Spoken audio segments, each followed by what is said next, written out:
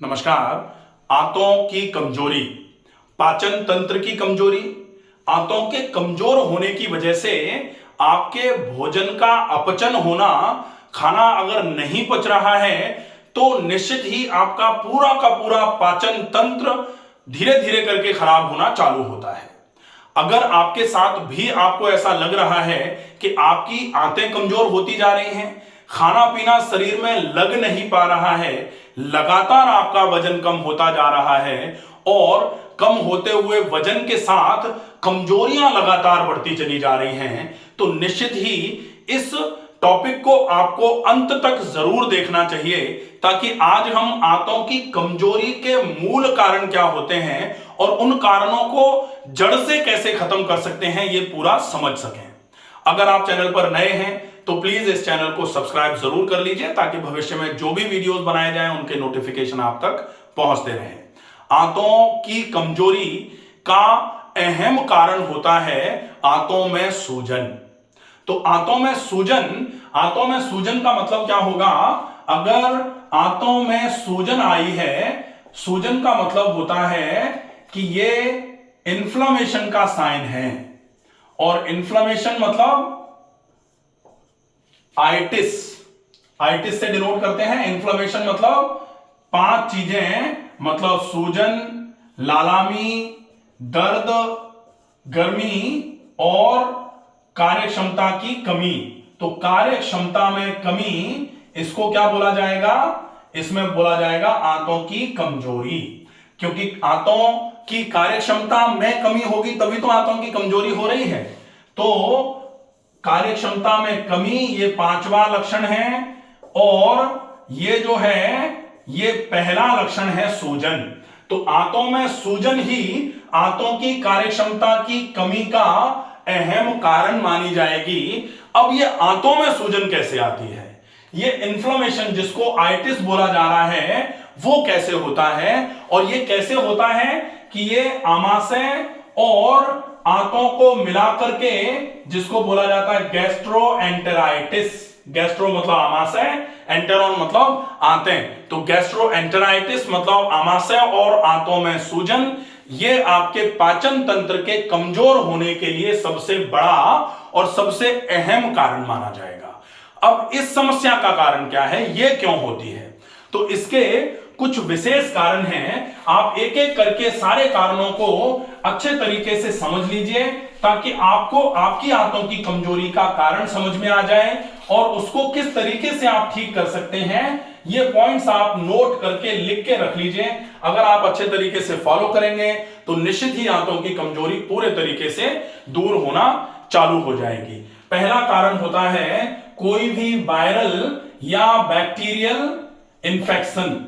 तो अगर जैसे एच पायलोरी इंफेक्शन हुआ, एच पायलोरी इंफेक्शन जिसको हेलिकोबैक्टर पायलोरी बैक्टीरिया का ग्राम नेगेटिव बैक्टीरिया है, इसका इंफेक्शन माना जाता है, और अगर ये आपके आमाशय में पहुंचा तो ये फ्लैजेलेटेड बैक्टीरिया होता है, ये आमाशय में पहुंच करके धीरे धीरे करके इन्फ्लेमेशन क्रिएट करना चालू कर देता है, इन्फेक्शन क्रिएट करना चालू कर देता है, और उसकी वजह से आमाशय के अंदर की दीवार सूजना चालू हो जाती है, जिसको गैस्ट्राइटिस के नाम से जाना जाता है। और ये गैस्ट्राइटिस होती है तो निश्चित ही ये धीरे धीरे करके आपके आमाशय की सूजन की वजह से धीरे धीरे आंतों की कार्यक्षमता भी कमजोर होना चालू होती है, और उसकी वजह से आपके ये जो आंतों की कमजोरी है वो आना चालू हो जाती है। पहला कारण। दूसरा जो कारण है वो कारण होता है फूड पॉइजनिंग। फूड पॉइजनिंग मतलब खाना आप खा तो डेफिनेटली कहां रहे हैं, आप खा मुंह से रहे हैं और पहुंच आमाशय में ही रहा है। तो जब ये आमाशय में पहुंच रहा है तो ये आमाशय को खराब करेगा, तो डेफिनेटली गैस्ट्राइटिस कराएगा, और उसके बाद गैस्ट्रोएंटेराइटिस होगी, जिसमें पेट में दर्द होगा, मरोड़ होगी, दस्त लग सकते हैं, बार बार पेट में दर्द हो सकता है। और ये कैसे होगा? क्योंकि फूड पॉइजनिंग हुई है। अब फूड पॉइजनिंग कैसे होती है? या तो आपने रखा हुआ खाना खा लिया है, या आपने कुछ बाहर का बहुत खराब खाना खा लिया है, या फिर आपको जो सूट नहीं करता था आपने वो ज्यादा मात्रा में खा लिया है, या फिर पचने में बहुत भारी खाने को बहुत ज्यादा मात्रा में आप अगर खाएंगे तो निश्चित ही ये आपकी आंतों की सूजन और आंतों की कमजोरी का कारण बनेगा। तो ये दूसरा कारण होता है फूड पॉइजनिंग। अब तीसरा जो कारण होता है आंतों की कमजोरी का वो है फूड एलर्जी। अगर फूड एलर्जी की बात करें तो जैसे गेहूं, अगर गेहूं से किसी को एलर्जी है और उसको गेहूं खाने को मिल जाए, गेहूं वो खा ले, तो डेफिनेटली ये आपकी आंतों में सूजन लाने का काम कर सकता है। ग्लूटेन फ्री आटे का आजकल उपयोग किया जा रहा है क्योंकि सीलेट डिसीज एक बीमारी होती है जिसमें गेहूं में जो ग्लूटेन पाया जाता है उससे लोगों को एलर्जी होती है। और अगर वो एलर्जन आपके पाचन तंत्र में जाता है तो वो पाचन तंत्र में गैस्ट्रोएंटेराइटिस कराने का काम करेगा, जिसकी वजह से आंतों में सूजन आएगी और आंतों की सूजन की वजह से आंतों की कमजोरी बढ़ना चालू हो जाती है।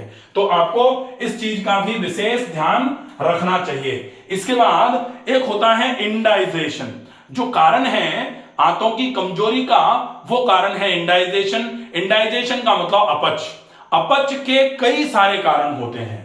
इंडाइजेशन जो है वो भारी खाने की वजह से, इंडाइजेशन जो है वो ज्यादा खाने की वजह से, इंडाइजेशन आपको बहुत लेट नाइट आपने डिनर कर लिया इसकी वजह से, इंडाइजेशन आपकी कैलोरी का इंटेक ज्यादा है उसकी वजह से, इंडाइजेशन अगर आप एक्सरसाइजेस नहीं करते हैं या फिजिकल एक्टिविटी नहीं है, फिजिकल वर्क नहीं है आपका और उसके बाद आप भारी खाना खाते हैं उसकी वजह से, ये बहुत सारे कारण इंडाइजेशन के हो सकते हैं। उन इंडाइजेशन के कारणों को आपको अवॉइड करना पड़ेगा अगर आपको आंतों की कमजोरी को दूर करना है तो, क्योंकि इंडाइजेशन एक बड़ा कारण माना जाता है आंतों की कमजोरी में। इसके बाद एक कारण होता है लगातार अगर आपको किसी भी वजह से एंटीबायोटिक्स लेनी पड़ जाए, तो अगर एंटीबायोटिक्स का यूज ज्यादा किया जाएगा तो डेफिनेटली आपके धीरे धीरे करके जो म्यूकोसल मेम्ब्रेन्स हैं उसमें सूजन आना चालू हो जाएगी, तो वो गैस्ट्राइटिस कराने का काम करेगा, एंटेराइटिस होगी या फिर गैस्ट्रोएंटेराइटिस होगी और वो आपके इन्फ्लेमेटरी चेंजेस जो हैं वो आंतों की कमजोरी का कारण बनेंगे, पाचन तंत्र की कमजोरी का कारण बनेंगे। उसके बाद जो भी आप खाना खाएंगे पिएंगे, अगर आमाशय में आंत में सूजन है तो वो खाना शरीर में लगेगा नहीं, खाना शरीर में लगना बंद हुआ कि आपका वजन घटना चालू हो जाएगा। ये आपके लिए एक बहुत बड़ी समस्या के रूप में फिर आगे आएगा। तो इसके बाद होता है एंटीबायोटिक के बाद में एनएसएइड्स का यूज। एनएसएइड्स का मतलब होता है non steroidal anti inflammatory drugs. Non steroidal anti inflammatory drug मतलब जो एंटी इंफ्लेमेटरी है लेकिन स्टेरॉयडल नहीं है, ऐसी दवाइयों का उपयोग अगर आप ज्यादा करते हैं तो उसके वजह से भी आपको ये गैस्ट्राइटिस या एंटेराइटिस या फिर गैस्ट्रोएंटेराइटिस मतलब आंतों में सूजन, आमाशय में सूजन के चांसेस बढ़ जाते हैं और उसकी वजह से आपकी आंतें कमजोर होना चालू हो सकती हैं। इसलिए आपको इन सब चीजों से बचने की आवश्यकता है। इसके बाद एक कारण होता है स्मोकिंग और अल्कोहल। तो अगर कोई स्मोकिंग कर रहा है या फिर अल्कोहल ले रहा है तो स्मोकिंग और अल्कोहल को आपको अवॉइड करने की आवश्यकता है। साथ में टोबैको भी आपको अवॉइड करने की आवश्यकता होगी। तो टोबैको, स्मोकिंग और अल्कोहल अगर आप लेते हैं अब और फिर आपको गैस्ट्राइटिस है तो आपको इनको क्विट करने की बहुत ज्यादा आवश्यकता पड़ेगी। इसके बाद एक कारण होता है वो है स्ट्रेस। अब स्ट्रेस अगर बहुत ज्यादा रहेगा तो स्ट्रेस इंड्यूस्ड हार्मोन सीक्रेट होते हैं, स्ट्रेस इंड्यूस्ड एसिड सीक्रेशन ज्यादा हो जाता है, उस over secretion of gastric acid की वजह से गैस्ट्राइटिस होती है और फर्दर वो फिर गैस्ट्रोएंटेराइटिस में बदल जाती है, जिसकी वजह से आपके आमाशय में आपकी आंतों में सूजन आती है और उसकी वजह से आपकी आंतों की कमजोरी बढ़ना चालू हो जाती है। तो ये तो हो जाते हैं आंतों की कमजोरी के कारण। अब इस कमजोरी को अगर आपको दूर करना है तो दूर करने के लिए बहुत ज्यादा आवश्यक है कि आप अपनी इस आंतों की सूजन को दूर करें और आंतों की सूजन को दूर करने के लिए बहुत ज्यादा आवश्यक है आमाशय और आंतों की सफाई।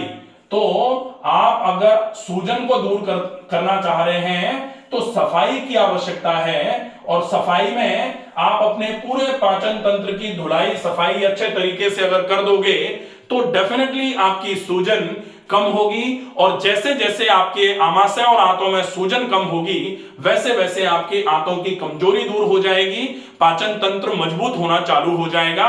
इसमें आपको 3 चीजों पर विशेष फोकस रखना पड़ेगा। वो 3 चीजें कौन सी हैं? सबसे पहला है कि आप शरीर को थोड़ा सा साफ करने का काम करें। अब वो 3 चीजों में पहला है शुद्धि। शुद्धि का मतलब आप यहां से ओरल कैविटी से लेकर के एनस तक के पूरे हिस्से को इसको अच्छे तरीके से धोकर के साफ कर दें। तो शुद्धि में कई प्रकार की चीजें हैं। कई प्रकार की चीजों में आप पानी पी करके निकाल करके इसको स्टमक को साफ कर सकते हो। एनिमा पानी दे करके आप पूरे के पूरे कोलोन को साफ कर सकते हो। एक शंख प्रक्षालन प्रोसेस होता है, तो शंख प्रक्षालन बाय डॉक्टर रमाकांत शर्मा, आप ये देख लेना। इसमें पानी मुंह से पिलाया जाता है और ऐसे ऐसे ऐसे करके पूरे एनस से पानी को निकलवाया जाता है। व्यायाम करने की यौगिक प्रक्रिया है, ये बहुत इफेक्टिव तरीका है। आप इसको नींबू पानी से करते हैं, मुलेठी के पानी से करते हैं, सौंफ के पानी से करते हैं। शंख प्रक्षालन हम छाछ से भी कराते हैं। तो ये जो शंख प्रक्षालन है, ये पूरे के पूरे ट्रैक्ट को अच्छे तरीके से खंगाल करके धोने का काम करता है। अगर आप इस प्रोसेस को करना चाहें तो ये सुपरविजन में होगा, इसका विशेष ध्यान रखना है। तो पहला है शुद्धि, दूसरे नंबर पर है आहार, तो आहार पर विशेष फोकस, और तीसरे नंबर पर होता है विहार मतलब व्यायाम, और उसके बाद चौथे नंबर पर आएगा आपकी दिनचर्या। तो अगर आप इन चारों चीजों पर अच्छा फॉलो करते हैं, शुद्धि, आहार, विहार और दिनचर्या, डेफिनेटली आपकी ये समस्या आंतों की सूजन की बिल्कुल ठीक होना चालू हो जाएगी। 5वें नंबर पर अगर आप करना चाहें घर में आसानी से, तो प्राकृतिक चिकित्सा के 2-3 इलाज हैं, जिसमें मिट्टी की पट्टी सबसे ज्यादा इफेक्टिव है आंतों की सूजन, आंतों की कमजोरी को दूर करने के लिए। मिट्टी की पट्टी की एफिकेसी बहुत अच्छी हो जाए, उसके लिए मिट्टी की पट्टी के पहले पेट पर गर्म ठंडा सेक, 2 मिनट गर्म 1 मिनट ठंडा 5 बार रिपीट करके आंतों पर, अमाशय पर पहले करना है, और उसके बाद फिर मिट्टी की पट्टी पेट पर 40 मिनट के लिए रख देनी है। तो गर्म ठंडे सेक के बाद जब मिट्टी पट्टी रखते हैं तो आंतों की टोनिसिटी इंप्रूव होना चालू हो जाती है, आंतों की टोन बढ़ना चालू हो जाती है, और डेफिनेटली आपको बहुत अच्छा फायदा मिलना चालू हो जाता है। व्हाट टू ईट में आपको होल ग्रेन्स खाने हैं, ज्यादा से ज्यादा मात्रा में आपको सीजनल हरी सब्जियों का उपयोग करना है, ताजे फलों का उपयोग करना है, अच्छी मात्रा में फाइबर का यूज कर सकते हैं। फाइबर अगर आपको, जैसे जो इनसॉल्युबल फाइबर है वो डाइजेस्ट नहीं हो रहा है, तो आप सॉल्युबल फाइबर, जिनको फ्रूट फाइबर बोला जाता है, उनका अच्छे तरीके से उपयोग कर सकते हैं। पानी का ज्यादा से ज्यादा मात्रा में उपयोग करेंगे, डेफिनेटली आपकी आंतों की कमजोरी की समस्या धीरे धीरे करके दूर होना चालू हो जाएगी। आशा है ये वीडियो आपको पसंद आएगा। ज्यादा से ज्यादा लोगों तक इस वीडियो को फॉरवर्ड करें और कोशिश करें, अगर आपको और भी कोई समस्या है, आपको कोई चीज समझ में नहीं आई है, तो आप कमेंट बॉक्स में लिख करके पूछ सकते हैं। आप किसी और स्पेसिफिक टॉपिक पर आपके मन में कुछ आ रहा है, या आपके मन में कोई ऐसी बीमारी है जिसकी जानकारी आप पूरे तरीके से जानना चाहते हैं, तो आप कमेंट बॉक्स में लिख करके भेजिए, आपको उस टॉपिक पर वीडियो बना करके अपलोड किया जाएगा। स्वस्थ रहिए, सुरक्षित रहिए, धन्यवाद।